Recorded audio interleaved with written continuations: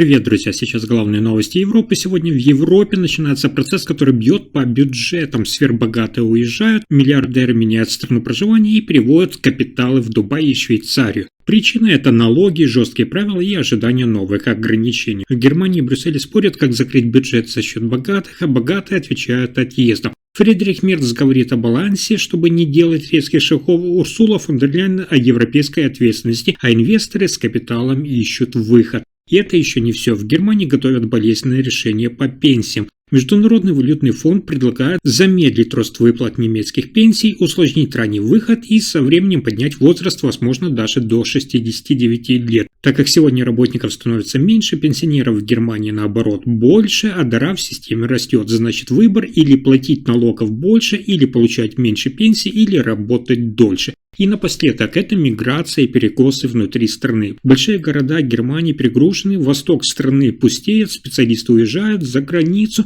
взносы в систему исчезают. Это уже про выживание самой устаревшей модели, где будут деньги на пенсии, где будут рабочие места завтра. Здравствуйте, обо всех этих последних событиях Европы коротко расскажу буквально за несколько минут.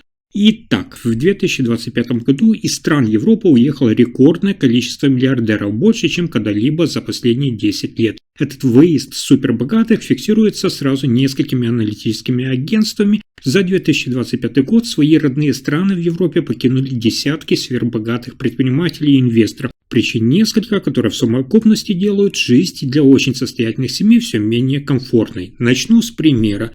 52-летний основатель крупной технологической компании из Италии, которого зовут Лука, принял решение приехать в Объединенные Арабские Эмираты. Он говорит прямо, цитата: «Я могу зарабатывать здесь даже меньше, чем дома, но здесь мне известно, что мои активы защищены, а налоговая нагрузка гораздо ниже». Лука продал часть недвижимости в Милане, часть бизнеса перевел на зарубежные филиалы и уже оформил резиденцию в Дубае. Приведу еще одну историю. Семья немецкого инвестора из Франкфурта, владеющая долями в нескольких банковских и промышленных компаниях, в прошлом году решила переехать в Швейцарию. Они объяснили, что сегодня в Германии обсуждается предложение по увеличению налогов для наиболее состоятельных слоев населения. Такая перспектива, по их словам, делает участие в крупных проектах менее предсказуемым, а это для них критично, когда речь идет об инвестициях в долгосрочные планы. Статистика в этом году действительно впечатляет. На фоне инициативы изменить законодательство и повысить налоги, число сверхбогатых, которые сменили страну постоянного проживания, достигло максимума с начала тысячелетия. Аналитики называют этот феномен мобильностью богатства. То есть люди с очень высокими доходами и состоянием готовы и не боятся менять локацию в поисках благоприятных условий для сохранения и роста капитала. Но хочу сразу сказать вам, что на самом деле причины не только в налогах, но и в регулировании бизнеса. Например, сейчас в ряде стран Европы усиливаются правила по корпоративной отчетности, ужесточаются требования к прозрачности финансовых операций. Для крупных инвесторов это означает дополнительные издержки, проверки и ревизии, которые затрудняют стратегическое планирование. И это в тот момент, когда мы с вами видим, как конкуренция за капитал идет на глобальном уровне. Например, новые рынки Азии, Ближнего Востока и Северной Америки предлагают и налоги ниже, и доступ к быстрым инвестиционным инструментам. Вот еще один пример, но уже из Великобритании. Основатель группы компаний по недвижимости официально проживал в Манчестере более 20 лет. Несколько месяцев назад он оформил гражданство Дубая, закрыв часть активов Великобритании и перераспределив их в азиатские фонды. В его словах звучит то, чего сегодня боятся многие. Цитата: «В Европе слишком неопределенная налоговая политика, и я не хочу быть здесь в ситуации, когда завтра мой бизнес станет обременением десятками новых законов и платежных обязательств».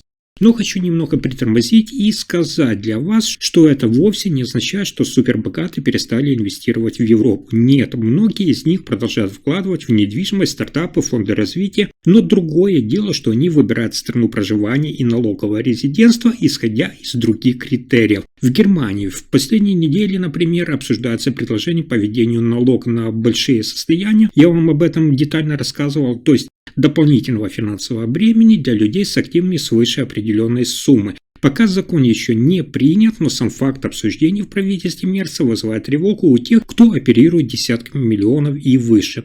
И вот что здесь для нас с вами очень важно понимать, что это не просто перемещение нескольких людей. Этот отток может изменить инвестиционный климат всей Европы на годы вперед. Когда состоятельный инвестор уезжает, он забирает с собой не только свое состояние, но и связи, проекты, те же рабочие места, которые могли бы появиться в будущем. Оставшиеся компании в Европе все чаще сталкиваются как с конкуренцией за рынки, так и за человеческий капитал, который готов работать с крупными инвестициями и технологиями. Поэтому сегодня в Германии и в Европе политика должна быть взвешенной, и Мерс и Урсула фон дер Ляйен должны учитывать тот факт, что сверхбогатые инвесторы готовы кардинально менять свои инвестиции и готовы переезжать в другие страны, чтобы сохранить и приумножить свой капитал. Следующая новость одна из самых важных. В Германии сейчас обсуждается серьезное изменение пенсионной системы. Поводом стал новый доклад Международного валютного фонда. Мы с вами знаем, что сейчас Германия тратит на пенсии огромные суммы, и именно поэтому Международный валютный фонд предлагает реформы, которые могут сэкономить около 100 миллиардов евро в ближайшие годы. Суть состоит в том, что прямо сейчас население стареет, людей старше 65 лет становится больше, а те, кто работает и платит взносы, наоборот, меньше. Уже сейчас правительство Германии доплачивает десятки миллиардов евро из бюджета, чтобы закрыть дыру в немецкой пенсионной системе. И первое предложение – это замедлить рост пенсий в Германии. Напомню, что сейчас они ориентируются на рост зарплат. Если зарплаты ваши растут, пенсии в Германии тоже повышаются. Эксперты предлагают ориентироваться только на инфляцию. То есть, если зарплаты выросли на 4%, а цены на 2%, пенсия увеличится только на 2%. Эта разница остается в бюджете, а не у пенсионеров. Приведу простой пример. Если человек получает 1200 евро пенсии, зарплаты в стране выросли заметно, раньше его выплата тоже росла быстрее. По новой модели прибавка будет скромнее. На бумаге сейчас это выглядит как бы небольшие изменения, но вот посчитайте, что за 10-15 лет разница может составить 1000 евро. Второе предложение – это усложнить досрочный выход на пенсию. Сейчас вы знаете, многие уходят раньше 67 лет с понижением выплат. В валютном фонде считают, что без увеличения стажа система не выдержит нагрузку. И третье предложение, чтобы в перспективе снова поднять пенсионный возраст. Не резко, скажем так, до 69 или 70 лет, а постепенно, в зависимости от продолжительности жизни в Германии. Вот еще один пример из жизни. 55-летний Бен, сотрудник производства в Северном Рейне-Вестфалии, рассчитывает выйти на пенсию в 67 лет. Если возраст повысят до 68 или 69, ему придется работать дольше, хотя физически работа уже сейчас для него тяжелая. А если пенсии будут расти медленнее, его будущая выплата окажется ниже, чем он планировал. В политических кругах Германии уже идут острые споры. Канцлер Фридрих Мерц говорит о необходимости сохранить стабильность системы и не перекладывать все время на нынешнюю молодежь. Но также, по его словам, без изменений нагрузка на бюджет станет слишком высокой. В то же время председатель Еврокомиссии Урсула фон дер Ляйен, выступая в январе, подчеркивает, что старение населения – это проблема всей Европы, всех стран-членов Европейского Союза. Она говорит о том, что странам придется адаптировать пенсионные системы к новым демографическим условиям.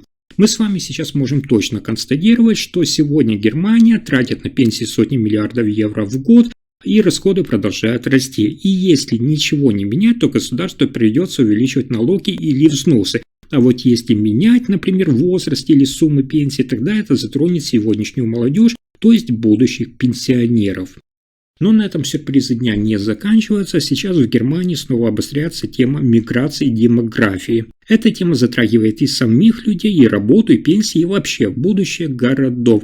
Я как-то вам рассказывал, как проблема усилилась в последние годы. То есть одни регионы буквально перегреваются, другие наоборот пустеют. Берлин, Гамбург, Мюнхен. Здесь жилье становится все дороже, рабочие места концентрируются в нескольких крупных компаниях, молодые специалисты и семьи приезжают сюда с надеждой на работу. И в результате рынок недвижимости испытывает сильное давление. Например, 31-летняя Лена из Польши устроилась в Берлине в IT-компанию. За квартиру площадью 60 квадратов она платит почти 1400 евро в месяц, а найти жилье удалось, кстати, не сразу, а через 3 месяца постоянных просмотров и отказов. Возникает такой замкнутый круг. Без работы не переехать, Без жилья невозможно закрепиться. В то же время на востоке Германии, в землях Саксонии, Анхальта и Тюрингии школы закрываются, а клиники сокращают персонал. Молодые специалисты уезжают, остаются пенсионеры и люди без высокой квалификации. И интересно то, что и политическая ситуация в этих регионах меняется. В проблемных регионах усиливается протестное настроение, а в перегруженных городах растет давление на власть. И хочу обратить ваше внимание, что история последних лет показывает, что Германия не сможет решить эту проблему только деньгами, например, финансовыми субсидиями или увеличением пенсий. Здесь необходимо целый комплекс мер, например, поддержка некоторых регионов, стимулирование рабочих мест и жилья там, откуда люди уезжают, чтобы уравновесить ту нагрузку на социальную систему и сохранить экономику по всей стране. На этом пока все. Спасибо за просмотр.